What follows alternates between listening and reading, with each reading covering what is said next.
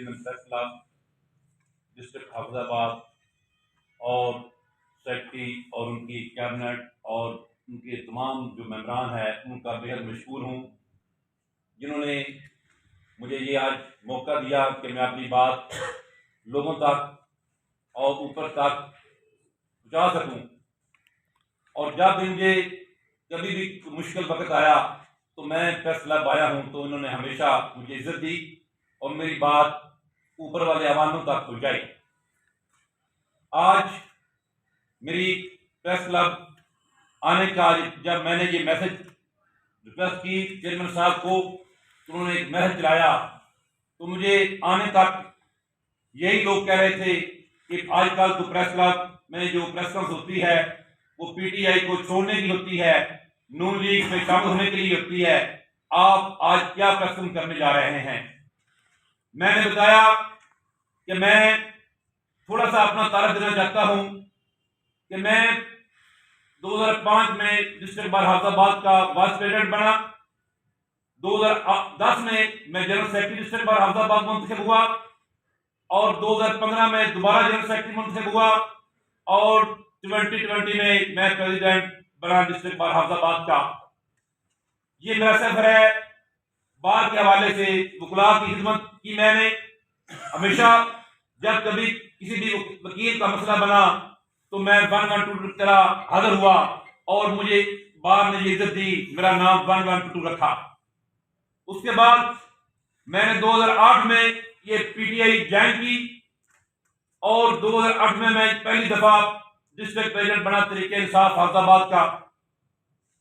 मैं यहां मेंबर साजी करता रहा, मैं यहां हाफिजाबाद में लोगों को दावतें देता रहा कि पीटीआई में आओ, इनका मशहूर देखो, इसका मशहूर पीटीआई का मशहूर तमाम जमातों से मुनफरिद है, जो कौम के लिए, मुल्क के लिए और इस अवाम के लिए और फलाहबूद के लिए ये बेहतर है। तो दोस्त, मेरे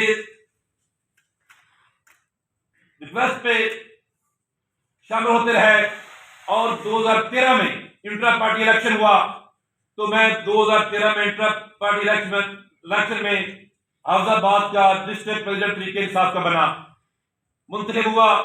तो मैं 2017 तक एज ए प्रेसिडेंट काम करता रहा और हमारे हाफिजाबाद के तमाम इलेक्टिबल इस ग्रुप में शामिल हुए, इस पार्टी में शामिल हुए और जब 18 में इलेक्शन हुआ तो मैंने मेरी सारी वफादारियां दिन रात मैंने इस पीटीआई के लिए किया और अल्लाह के फजल करम से डिस्ट्रिक्ट हाफिजाबाद में पीटीआई ने विन किया। तो आज मैं इसलिए हाजिर हुआ हूं कि पीटीआई के हालात मुश्किल है, वक्त मुश्किल है कि जब पीटीआई का नाम लेना लिया जाए तो लोग दहशतगर्द समझते हैं और मैं आज ये लोगों को और हाफिजाबाद के अवाम को और एजेंसियों को और इंतजामिया को बताना चाहता हूं कि हाफिजाबाद 38 में मैं पीटीआई के टिकट पे इलेक्शन लड़ूंगा और अल्लाह के फजल करम से विन करूंगा।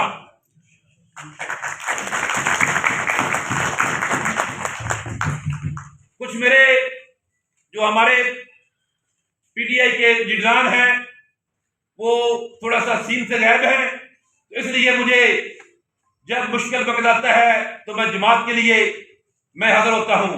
मैं आज अपने आप को पेश किया है कि मैं पीटीआई का 38 से इलेक्शन एमपीए का लड़ूंगा और इंशाअल्लाह जब ये मेरा मैसेज चला तो मुझे मुख्तलिफ एजेंसियों से कालें आई और मुझे थ्रेट किया गया और उसका सबूत आपने देखा भी है कि मेरे साथ जो जिन लोगों को पता चला उनके साथ इंतजामिया ने क्या किया है वो आपको पता है।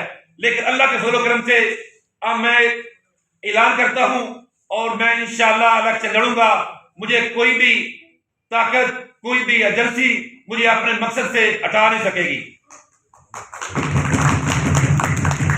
और जो मेरे दोस्त मेरे साथ जनाब मालिक साहब एडवोकेट हैं, जाफर गुजर साहब एडवोकेट हैं और अली संधू साहब एडवोकेट हैं और मोहसिन इकबाल गुजर साहब एडवोकेट हैं और शहजादा मुख्तार एडवोकेट है और मुबशर दोथर साहब एडवोकेट है।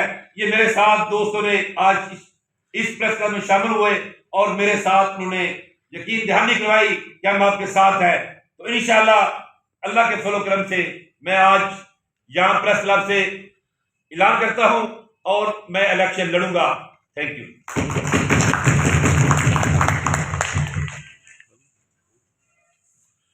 जी संधू साहब, जी संधू साहब, आपने ऐलान किया कि आप हल्का 38 से पीटीआई के टिकट पर इलेक्शन लड़ेंगे। यकीनन आपने पार्टी को भी अप्लाई करेंगे टिकट के लिए। अगर आपको टिकट नहीं मिलता, टिकट यहाँ किसी और बंदे को मिल जाता है, तो फिर आपका क्या रद्द-ए-अमल होगा? आप इलेक्शन लड़ेंगे या उसकी सपोर्ट करेंगे? मैं समझता हूँ कि टिकट जो मैंने अपनी सारी बातें की हैं आपके सामने कि मैं इस 18 साल से इस पार्टी का रुकन भी रहा हूँ, प्रेसिडेंट भी रहा हूँ, वर्कर भी रहा हूँ और टिकट इंशाल्लाह मुझे मिलेगी। जो दूसरे लोग हैं वो तो सीन सामने नहीं आ रहे, टिकट तो बड़ी दूर की बात है। सपोज दैट मैं अपनी पार्टी के साथ हूँ, इंशाल्लाह मुझे यकीन है कि टिकट मुझे मिलेगा। जी चौधरी मदर हुसैन बड़ैच साहब। बहुत शुक्रिया चेयरमैन साहब। जनाब संधू साहब, इसमें कोई शक नहीं कि आपके बतौर सदर तरीके इंसाफ डिस्ट्रिक्ट पार्टी को अरूज हासिल हुआ। इसमें कोई शक नहीं, कोई ऐसी बात नहीं, ये लगी लिखती भी नहीं है। मेरा सवाल ये है कि चूंकि डिस्ट्रिक्ट हाफिजाबाद में 2 छतरियाँ, एक चौधरी अफजल हुसैन तारड़ है, एक चौधरी मेहदी हसन भट्टी है। अगर चौधरी मेहदी हसन भट्टी पीटीआई के प्लेटफॉर्म से टिकटें हासिल करते हैं, जैसा कि उनका हक भी है, वो कर भी दें, तो आपकी उनसे बात हुई है टिकट बारे या आप खुद ही फैसला कर रहे हैं कि मैं पीपी 38 से इलेक्शन लड़ूंगा? मेरी उनके साथ भी बात हुई है, चौधरी मेहदी हसन भट्टी से भी बात हुई है कि मुझे टिकट दिया जाए। तो उन्होंने कहा कि अभी तो हम इस पोजीशन में नहीं है कि हम सामने आ सके, अपने हल्के में जा सकें। हमारे ऊपर इतनी एफआईआर लॉन्च हो चुकी है, हमारे घरों में रेड किए जा रहे हैं और हमारे डेरे जो है वो मस्मार किए जा रहे हैं, तोड़ फोड़ की जा रही है।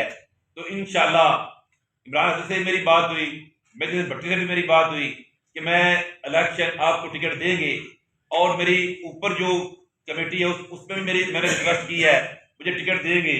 सो दैट अगर टिकट नहीं भी मिलता तो मैं इलेक्शन 38 से इलेक्शन लड़ूंगा। मैं आजाद इलेक्शन लड़के, और इंशाल्लाह यूथ को पता है कि मेरी ये सारियां कुर्बानियां पीटीआई के साथ है और मैं इलेक्शन विन करके पीटीआई के साथ अला करूंगा। जी मैं जनाब साहब, चंद दिन कबल मैंने एक कानून लिखा था, शायद आपकी नजर से गुजरा हो।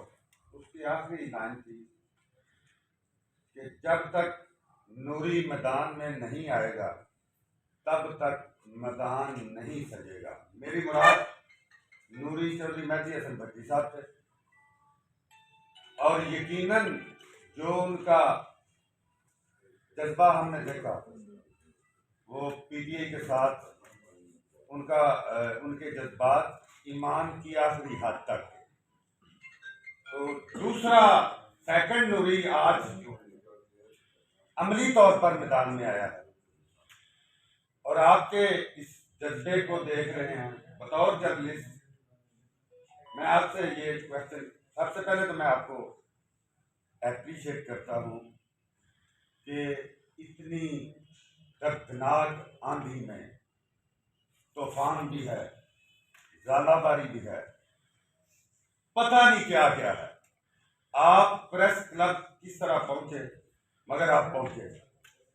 तो क्या जाहिर साहब आपका क्वेश्चन वेट में बैठे, तो क्या ये जो तूफान है जिसका तसलसल चल रहा है, कहीं किसी जगह पर ये छोटा नूरी डगमगा तो नहीं जाएगा और आप किस हद तक पीटीआई को सपोर्ट करेंगे?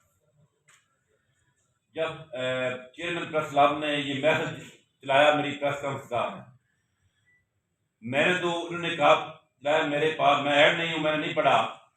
मुझे 2 कॉलें आई हैं जिसके ऊपर प्राइवेट नंबर लिखा हुआ था, नंबर नहीं था, अननोन नंबर से वो कॉलें आ रही थी। मुझे नंबर ऊपर नहीं था, ऊपर प्राइवेट लिखा हुआ था मेरे सेल के ऊपर।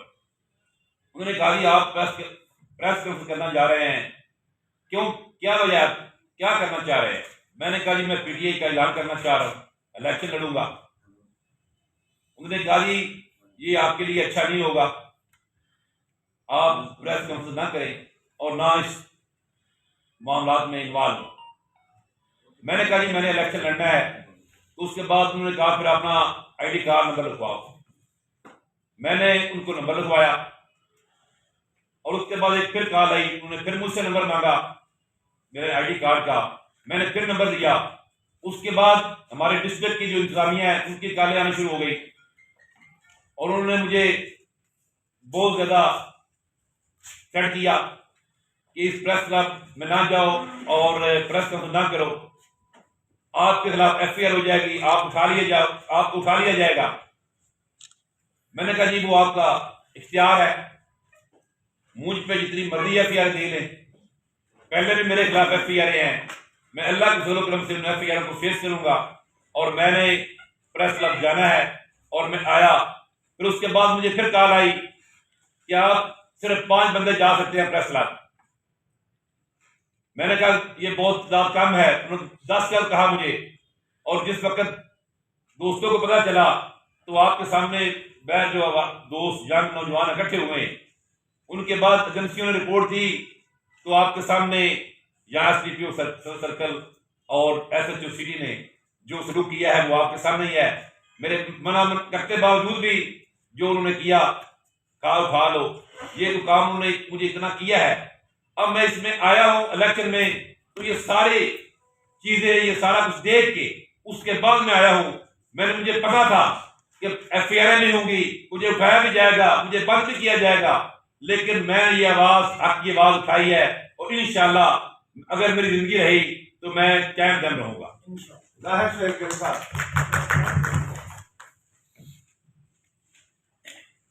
जैसा कि पूरे जो है मुल्क में स्ट्रेस है कि जो भी पीटीआई का जो कैंडिडेट है उसको जो है मुख्तलिफ प्रेस कॉन्फ्रेंसें कराई जा रही हैं।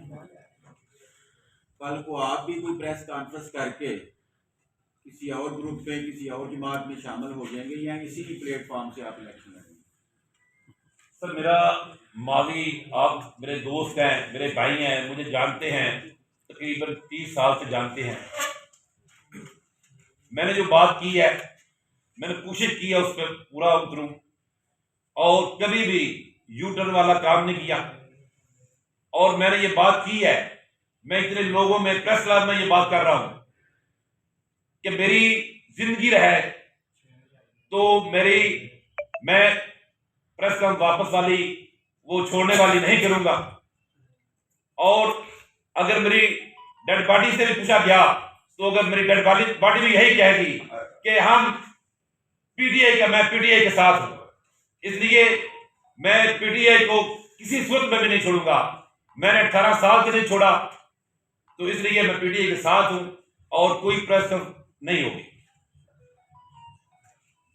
जी बहुत शुक्रिया।